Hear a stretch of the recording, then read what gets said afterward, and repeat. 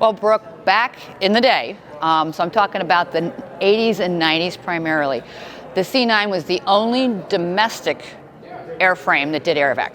So you had Stratovac, that was the 141. You had the C-130 that did TACAVAC, but we were the only domestic aerovac in the ballgame. So what that meant is that we took care of patients throughout the CONUS. So throughout the United States, we'd go to Haiti, we'd go to Puerto Rico, we'd go to Canada if we needed to, but that's what we did. So we serviced the active duty, we serviced the Guard Reserve when they were eligible, we took care of retirees, we took care of their dependents. We took care of critical care patients, we took care of neuro patients, we took care of obstetrical patients, we took care of just about any kind of patient that you can think of because we did domestic aerovac. It wasn't simply limited to wartime and wartime injuries. Although we had a lot of post-Vietnam during that time frame where people would be going to have checkups. Now, for those of you who don't remember, before TRICARE, we were the only game in town as far as taking patients to their appointments or to surgery. So basically, if you had cancer, if you had a cardiac problem and you needed a specialist, your small little base didn't have that, and we had to take you to go get that care. And then we brought you home. And then we brought you back for checkups routinely, a lot of times with your family. So we knew a lot of our patients, especially here at Scott, and some of us like to fly the same type of mission. You know, the mission that went from here to maybe San Antonio to Travis and back to Andrews. There were certain missions, those 7 missions that went out every day. They were pretty much lined. We had urgents and we had other missions, but so you got to know your patients. I mean, you knew them by sight, and a lot of times by first names. I know that sounds a little weird, but and we did.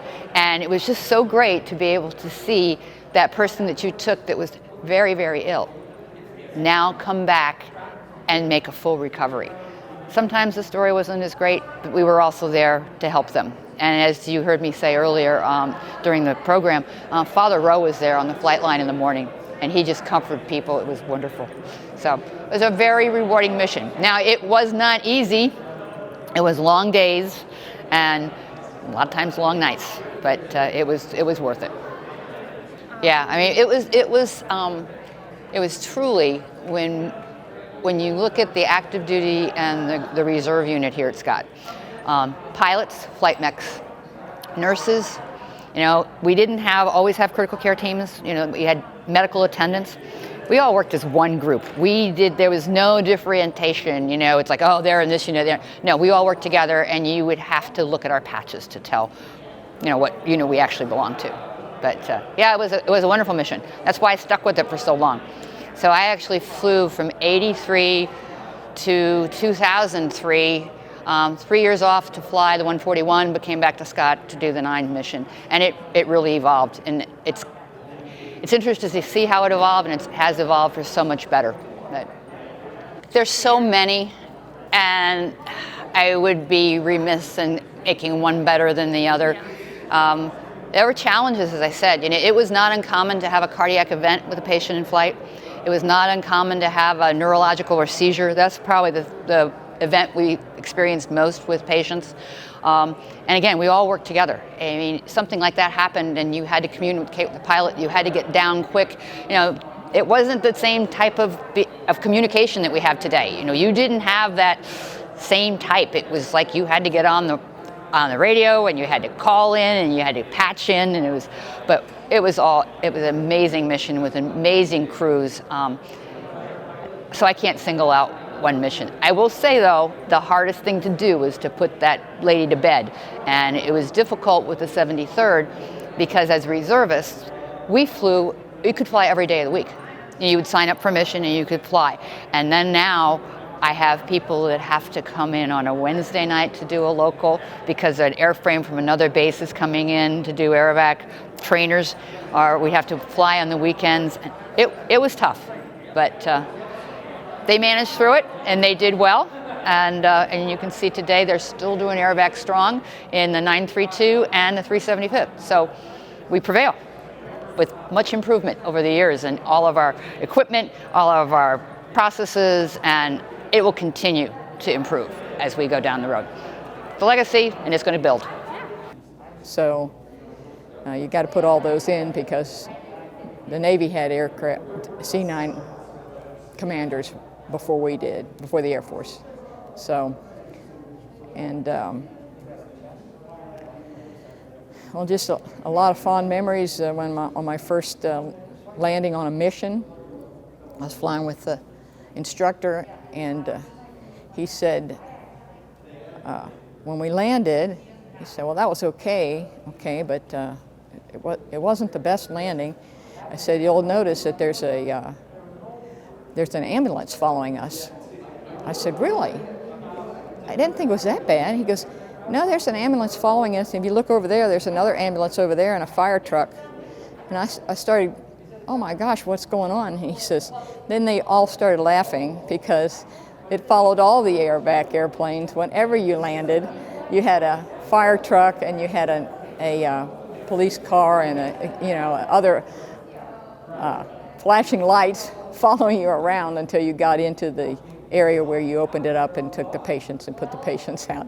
So because you were an aerovac mission, you got the benefit of those extra accoutrements. But he was kind of kidding that it was my landing. So that was funny. Well, the C-9 mission, I spent 2 years on the airplane. And I went, even though I had 10 years in the Air Force, most of it was doing something else. So I went from the C-9 to the 141, both Mac airplanes back in the day. Okay, they got a different name for it nowadays. But the aerovac missions, we picked up a lot of people all over the United States. I mean, we did the same mission as the reserves guys that fly around out of Scott, going to San Antonio, or for the burn patients. We had a lot of people going to facilities to get help and other, even personal issues, many personal issues that, when you're in the service of our country, you don't always get mentally out without a scratch. Okay, so in some cases, a lot of people had to go to facilities where they could get some mental help too, mental, physical, so that was and even, we had mothers having babies on the airplanes and everything like that. So we had a whole conglomerate of medical issues, and the people in the back were just so great because they could take everything. And in fact, I actually probably the only person, well, maybe not the only one, but one of the few that had the advantage of working the front end and actually being a patient in the back end. Okay, because I was skiing in Colorado when I got off the lift chair and got stuck in the individual who was in the chair with me, twisted my knee and broke the kneecap. So I had to go to Fitzsimmons to go get fixed, and then the other female pilot who was in the group was Susan Regal, Susan Rogers Regal. That was her maiden name was Rogers, and she was Regal.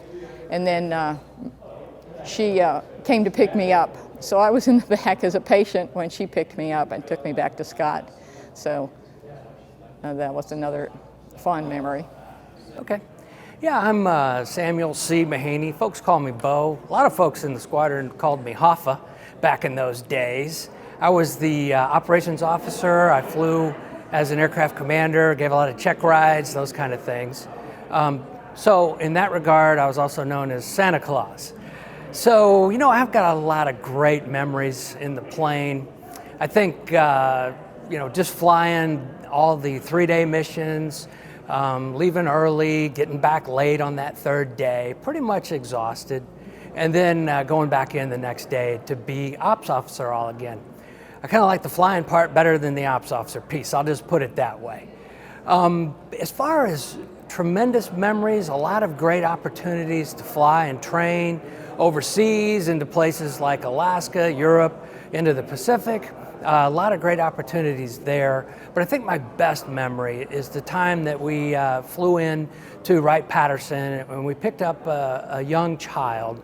That child was on what's called an ECMO machine, and that keeps the hearts and the lungs going out at once. And we flew that child down to San Antonio and actually saved that child's life.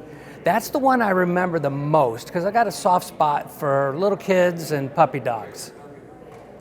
My name is Rick Herter. I'm a professional aviation artist. Been a member of the Air Force art program, traveling, deploying, and creating art for the United States Air Force since 1987.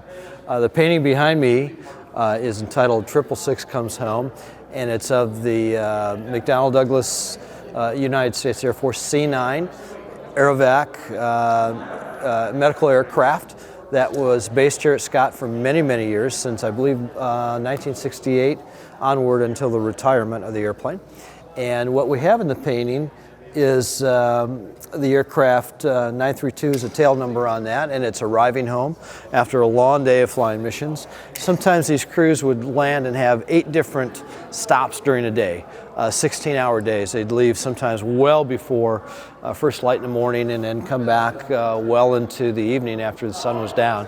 So a very important mission, very long hours, and a workhorse airplane and a workhorse crew of pilots, of medical technicians, of nurses, of aircraft mechanics to keep the airplane flying, and of course all the support personnel here at Scott. So we're starting all over. C-9 mission. Well, the uniqueness of the C-9 mission was, we had 3 areas that we served. We served Europe, the United States, and Asia. This is pre-TRICARE.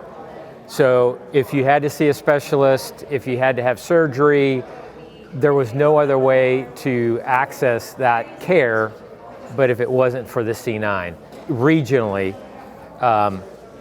So it for almost 25 years, it was the lone ability for a child to go see a specialist if they had an illness or an adult with cancer. So the mission was such a unique one that the family that flew it, not only the back end with the nurses, flight med techs, and the flight mechanics, but also the pilots, that everybody kind of knew everybody from a personal standpoint. But the mission part of it that's unique is that when a patient goes to a medical care provider now, they basically have what I call, it's a 2-dimensional world. They know where the hospital is. There's not a lot of moving parts other than finding a parking spot going in. But when you have patients that were on our aircraft, they didn't want to be there, for one. Secondly, they have the fear of having to fly to get to where they needed to be. And all of that anxiousness just made their situation even more critical that we took care of them. So that the crew coordination, that the back end had to tell us if we had a critical care, we'd have to tell them if thunderstorms were coming in, can they move the flight up? We have to divert because weather's bad. Can we have the hospital meet us somewhere else? So there's so much interaction that we had with the entire crew that impacted lives of people every day over such a long period of time. It was, like they said, it's a very, very unique and rewarding experience for all of us. Okay, so the aircraft, and unusual for the military to do this, but they purchased a off-the-shelf design that was a commercial aircraft, and they looked at size of patient needs and ability to get a cargo door. So, the one thing unique about the C-9 is it had the big cargo door and a ramp came out so you could get litter patients. And that platform was chosen, which is a very, again, almost a one-off that the military chose that aircraft. So it was extremely reliable, and the capacity ranged. So you could have all seats, which some Navy aircraft that were not aeromedical, that could put up to 110 folks in it, down to 0 patients that sat in seats and all litters. So our combination changed in the interior based upon the needs of the mission. But typically we would probably have about 25 to 30 seats and we would have litter stanchions that could hold up 12 to 16 litter patients.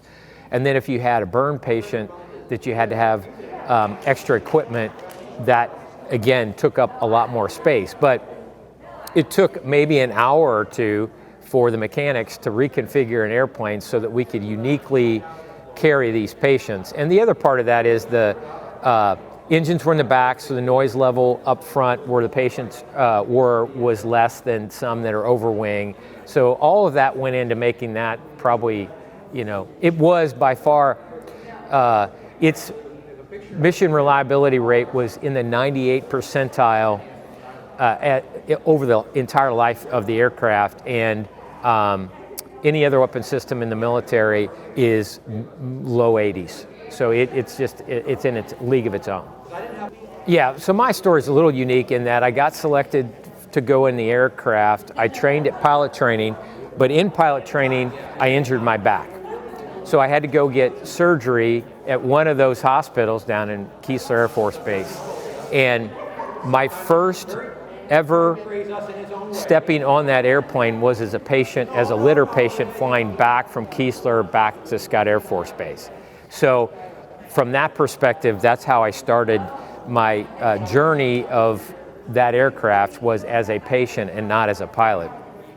But from a pilot's perspective, because it's a commercially driven airplane, it's built to fly in a lot of different conditions. It can land short runways, but it can fly a long way. It can, at that time, the technology, that was one of the most powerful power plants they had, not so much anymore, but, and it's a very nimble airplane. It flies like a small airplane, but in retrospect, it was a larger airplane. But the biggest thing for that is, from a pilot's perspective, the reliability of that airplane allowed you to push the envelope and reliably predict for the patients that you're going to be able to get from point A to point B, and that the chances of something mechanically going wrong or performance-wise that airplane couldn't do it were very, very rare. So when you take that part out of the equation, the airplane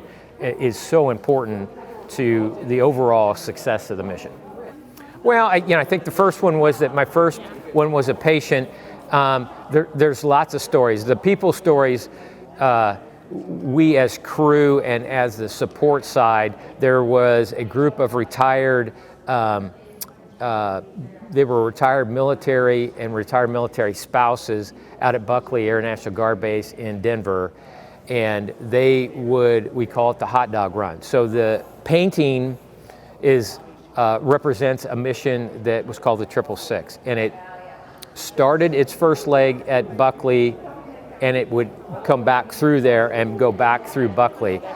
And we'd always do they would call it the hot dog ladies. So they would always have food for us when we landed to get gas, and that's the only time they would come in. When the C-9s would come in, they would come in, and that kept them busy. We appreciated that. There's other restaurants down in San Antonio, the breakfast burrito. So they all were part of our family, that we had such a routine schedule. They knew us, we knew them. And so that part of it, the people part, was those stories, we talk about that all the time. But from a mission perspective, I guess the most impactful for me was here, doing my normal airline job, and 9/11 hit. So we called the squadron, they called us, they said, can you be ready? Can we put you in pre-departure? So there was two of us, two airplanes. We had three on each crew. In 6 a.m. when we were legal to fly, 5 to 6 a.m., we were airborne to Andrews Air Force Base to support the Pentagon injuries and the Twin Towers.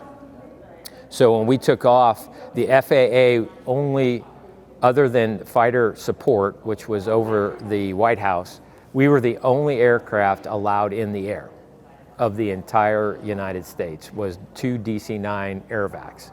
And that feeling of the unknown that we all had when that happened, and coming in with smoke still billowing from the Pentagon, as we landed, not knowing what the future had, was such a embedded part of all of our memory, but especially us as being such a potential. They knew what our mission was, and they knew what we could do, and we were on the ready and there for them for that horrible time in our history. Oh, it was, and you had conversations with the controllers along the way, and because there's nobody, the only radio chatter we heard was the fighter support that were talking to each other as they were circling the White House. And there was not a single other aircraft in the air in the United States except for us, our 2 airplanes. And so that's pretty humbling, I guess. So yeah, it was a crazy time. Yeah, sure. The C-9A mission for the Nightingale was to basically provide aerovac transportation to patients all over the world. So here at Scott and with the 932nd and the 375th, we flew mostly CONUS missions. So we flew missions from different Army bases, Navy bases, Air Force bases, and we're taking them from place to place. That was the biggest part of the mission. We had both reserve and active duty folks flying together, so it was kind of early version of what today's total force integration, total force association is today. Sure, no, we can talk about the C-9 was a great airplane to fly. I was lucky enough to have actually been in both the back end of the airplane as a crew member and went to the front end of the airplane, so I kind of experienced both. Great airplane, great mission, great people. It was probably one of my most favorite airplanes to land because I thought it landed pretty easy.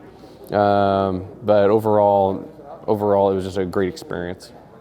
A story, lots of stories with the C-9, and to pick one is kind of hard, but the one that always sticks out to me, I know folks have already talked about 9/11, but I got to be part of the crew that went out and picked up some we picked up some passengers, they were patients. It was right after the USS Cole bombing had happened. So those patients had flown out to the East Coast, out to Dover, and we were taking them from Dover to San Antonio. But one of the things I won't ever forget is looking out the window of the plane and seeing the caskets being loaded from one airplane to another airplane. And at the same time, we had patients coming over. They were ambulatory, some of them came up on the stretcher, and taking care of those folks who had basically came straight from the bombing.